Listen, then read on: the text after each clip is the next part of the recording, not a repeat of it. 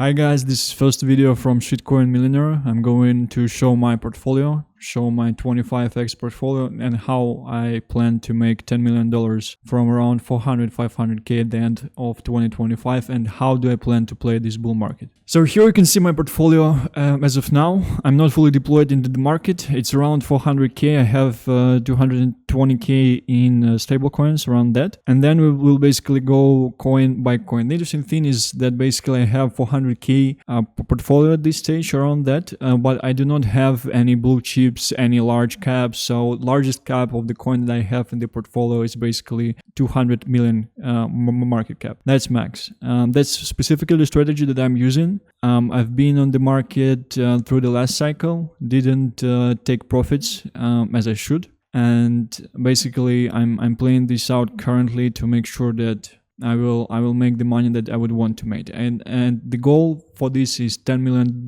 by the end of 2025. So in terms of all my picks, you can see them here. They're carefully picked from the market, from different sources, and usually how I like to pick coins is connect them to some type of influencer or some type of the narrative. So I do trade narratives. I don't trade like technology, fundamentals, things like that. There are some tokens that you might find not that stable, I would say, but that's how I'm playing it, and that's how I'm moving in this market to make sure that I would actually reach my goal, take the profits and leave. So we'll go one by one. I'm not fully deployed into the market currently. I have around 202,000 USDT at this stage. That specifically, I was deploying the funds during the bear market. Overall, I deployed around 180k, and currently it's actually priced at 180k as well, because yeah, so it actually priced at 180k as well, because there are some tokens that are not included here for like low prices and things like that.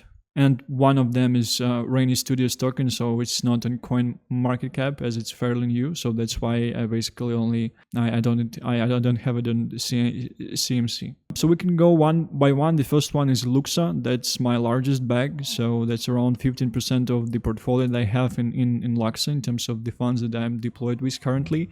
I feel that it has Cardano type narrative for this type of market.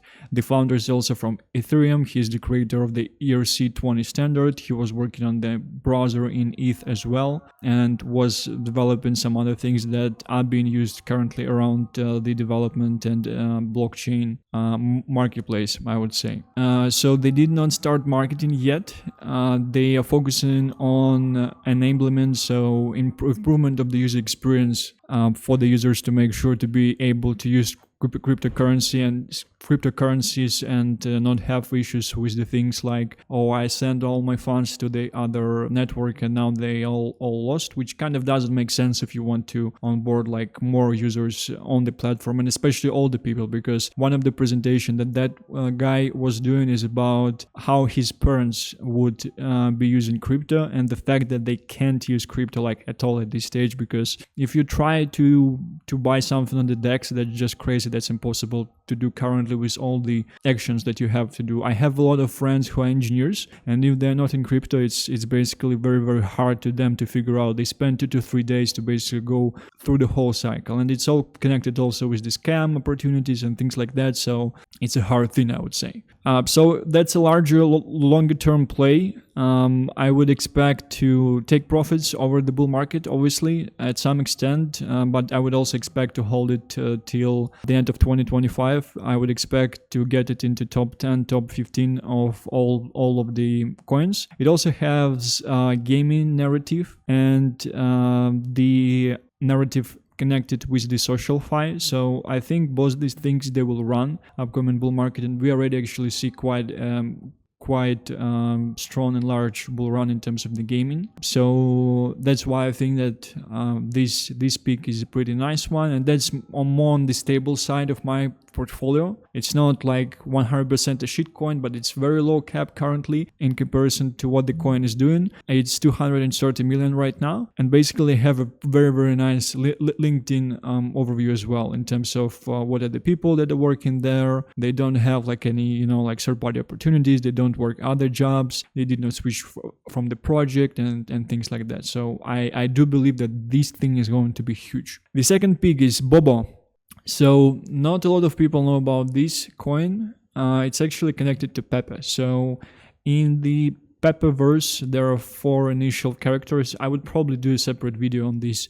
They're called PEPE, BOBO, the bear, so he thrives in the bear market. Momo the bull, who thrives in the bull market, and Sneebu the crab, who thrives when we're going sideways. So Bobo is an obvious pick after Pepe, and this is basically something that will definitely happen once Pepe pumps. I don't want to go into Pepe currently. I would probably deploy around $70,000 if I would see Pepe at around 300-350 market cap. However, currently my play is Bobo. I think that's pretty stable, if not even like 100x, maybe like 25 at least. And it was already showing 25 million market cap, 30 million market cap back in the end of summer, when it was essentially launching along with Momo, along with Sneebo and things like that. So that's a very, very nice play at this stage, and it's a very stable meme coin. And why I like this type of meme is because I was following that Twitter account for quite a while. They're quite stable in terms of posting different things and doing different stuff. And at the same time, what you have to do for tokens like Cardano or Atom or Near to pump. You need to have like teams, fundraising, marketing, product side, VCs, product market fit, and clients and sales and things like that. What does Bobo have to do to pump? Post memes on Twitter. So that's why I think that is basically one of the very, very nice things. And actually Bobo is top 2 meme on crypto Twitter currently in terms of how much people are using different memes. The first one is obviously Pepe, so that's going to be huge. I'm sure on this, and that's, I think this would be the highest performing coin token of my portfolio basically. The third one is POLKER. So I was initially investing around 9,000 actually here. So for me, it's up around 70% at this stage. The narrative here is pretty straightforward. We have gaming, we have Gamblify currently that are being pushed by Becker and other gaming influencers. So here I'm kind of following the narrative. I didn't kind of take this coin from someone else. That's basically just my pick. So in terms of the POLKER, people will be playing it like they were playing it 1,000 years ago, and they will continue playing it. And at the same time, they have a pretty nice implementation with the NFT, so you can actually pick a girl who would be like serving the cards on the table, and you can buy kind of how she looks as NFTs. The graphics is in Unreal Engine 5, which is quite interesting. They do have a planned launch of Android application in December, which is kind of the thing from my end to buy the rumors, sell, then use. I figured this out from the Emma. However, I don't think like a lot of people are following them because no one just cares about this token, but that's thus far because I think it has a pretty nice future. So I think market cap is quite low here. Maybe in reality it's a bit higher, but if it is, they're just crazy. And they also expecting a VC injection once they would get an Android application launched, which is pretty straightforward for this type of product in terms of the current narrative, gamify and gamblify and NFT and things like that. So I think that's a very, very nice pick, and I actually do plan to hold it till the end of 2025 as well, taking some profits during the different stages of the market as well. So the next one is Remark. It's the infrastructure play for me. It's also gaming. It's from the previous cycle. It's also being shielded by several influencers like in the game, and Becker I think was mentioning it last cycle as well, which kind of increases the probability that he will do the same this cycle too. Pretty straightforward buy. It was a very, very nice entry point for me at about $2.20. So not the best one, but kind of close to the lows. So that's actually one of the reasons of why I'm holding the token as well. So I would say that between my buys, it's one of the safer ones, as they have a team, they work on the product. It's not basically just one thing, like one game like VPP or POLKER. It's infrastructure play, so it's being used by other companies. They can generate revenue and things like that. It's obviously on a bunch of exchanges because it's from the previous cycle as well. In comparison to this token which is not on a bunch of exchanges. It's only on one DEX, and that's basically one of the reasons of why I bought it.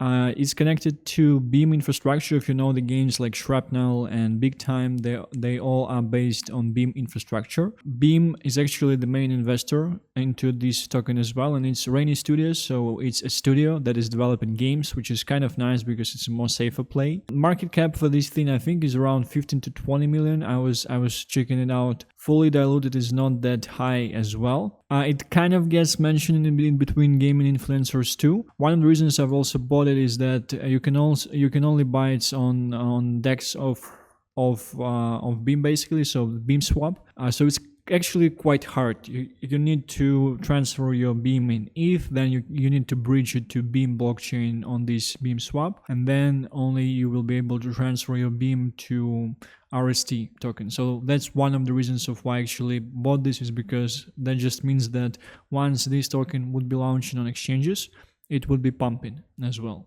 So and people are kind of lazy to get into this as well, so it's kind of interesting from this point of view too. Virtue Poker, so that's essentially the same play as POLKER. The main thing for me is that if you would actually check the Twitter, you could see that they're launching and hosting tournaments, and near Tokyo they're actually playing tournaments using Virtue Poker, which is huge for me because as far as I can understand, they will be playing the tournaments on the whole duration of the bull market. So they will be constantly pumping the token with these tournaments. And the last cycle, so I think it's quite old, actually about 6 years old at this stage, but they were doing pretty nicely last cycle as well. And they were actually inviting a lot of people, a lot of famous people from the crypto Twitter to basically play, and Becker was also shilling this token a lot. So that's basically my play in terms of, and I do also plan to hold it for quite a while because I think I got it at very nice prices.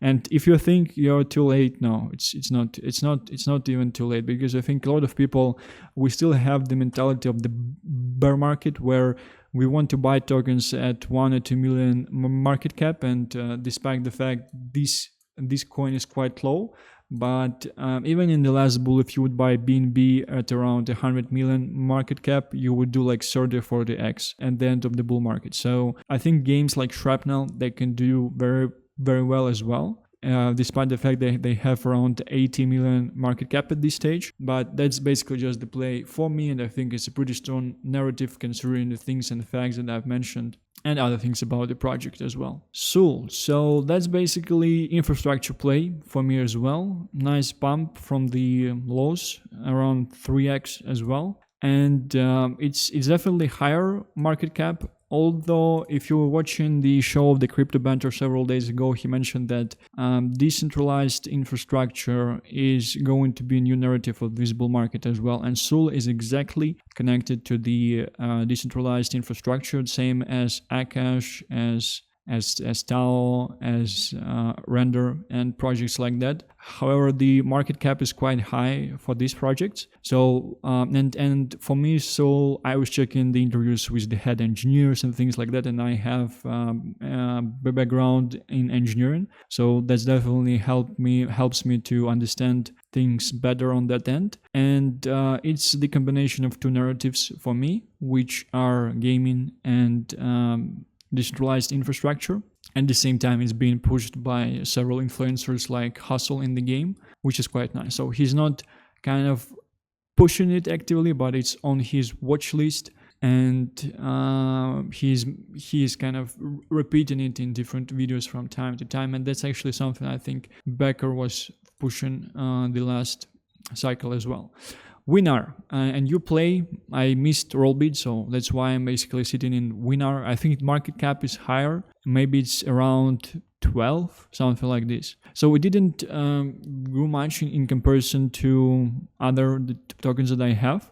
It was a call from Hustle in the game community, so there is a high chance that he would basically continue to push it. And nice thing here is that it's not any specific casino in the case of Rollbit or BCB. It's basically a protocol to be able to develop decentralized blockchain of crypto casinos, so it's also a safer play. And the focus for me here is that once this kind of narrative would go up, and with the Becker releasing his videos soon, that will definitely pump and it will definitely go up. Last one, SpartaDex.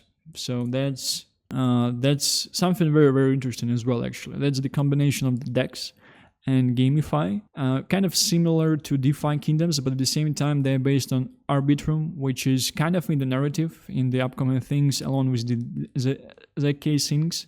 So I think that might run. And at the same time, the focus that they have is the launchpad. So G Swift, the product that a lot of people were satisfied, I would say, with the fact that they got into it. And essentially the fact that a lot of people would still want to buy G Swift once it comes down. It was launched on the launchpad of SpartaDex. So that's something very, very interesting on this part. I have my token stake, so I specifically only left 15,000 to have guaranteed chunk of the tokens on each launchpad, on each launch of each project that the platform is going to do. So that's basically why I do believe in this token. I was playing the game a bit, and it has pretty nice staking functionalities. It's a straightforward DEX, but yeah, the core for me, I think the launchpad functionalities and the fact that with you playing the game and kind of spending some time in the game on a daily basis, you can actually increase the yield for staking,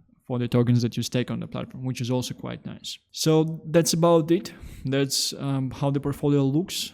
If you will have any questions, any comments, feel free to leave them. And that's just the first video, so appreciate your support, guys. And I do think that obviously not all of these tokens will do the 25x, and not all of these tokens will do even a 10x.